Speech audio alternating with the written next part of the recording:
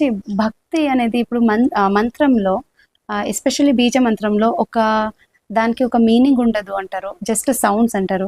So దాంట్లో అది ఎలా ఫస్ట్ థింగ్ ఎలా వర్క్ అవుతుందని, ఇంకోటి ఏమంటే నెక్స్ట్ అది భక్తి లేకుండా మనం చెప్తే అది వర్క్ అవుతుందా లేదా, ఎందుకంటే దాంట్లో ఒక భావం లేదు అంటున్నారు. అది దాని ఏమి పొటెన్షియల్ ఉంటుంది, అది కంప్లీట్గా వితౌట్ భక్తి జస్ట్ చాంటింగ్లో దాని కంప్లీట్గా అవుతుందా లేదా, వస్తుందా లేదా అనేది దాని రిజల్ట్స్.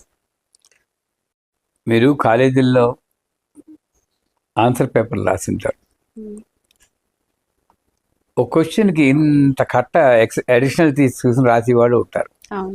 దాంట్లో సారం లేకపోతే ఇంత కట్ట చేసినా వాడికి 2-3 మార్కులు వేస్తారంతే. మార్కులు పడతాయి కానీ 2-3.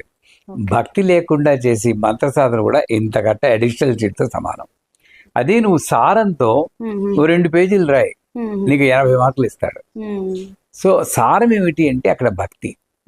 ఆ భక్తి అన్నది ఏమిటి అంటే పూర్వకాలంలో కబీరు, సూర్యదాసు, తులసీదాసు ఎలా చేశారు. భక్తి అంటే ఏమిటి, నాకు ఏమీ ఒక కోరిక లేకుండా ఇది చేస్తే అది అవుతుంది అని పర్పస్ లేకుండా కేవలము మంత్రం మీద ఫోకస్ పెట్టి నువ్వు నన్ను రక్షిస్తావు నాకు తెలుసు అంతే, ఆ భావంలో ఉండిపోయి నాద బ్రహ్మమయి అంటారు అమ్మవారిని.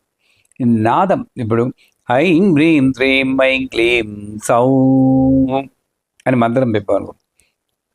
ఈ ప్రతి సిలబుల్ వెనకాతలో ఒక వైబ్రేటింగ్ నోట్ ఉంటుంది, అదే భక్తి. ఆ నోట్ మీద భక్తి మీరు ఫోకస్ చేయాలి. అండ్ నేను ఐం అంటే సరస్వతి, అది చెప్తే నాకు చదువు వస్తుంది, హ్రీం అంటే లక్ష్మి, డబ్బు వస్తుంది, ఇలా ఆలోచించు.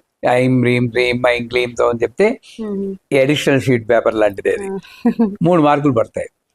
నేను ఎన్నిసార్లు చెప్పాననేది నాకు దృష్టి లేకుండా ఒక ఆర్ద్రత.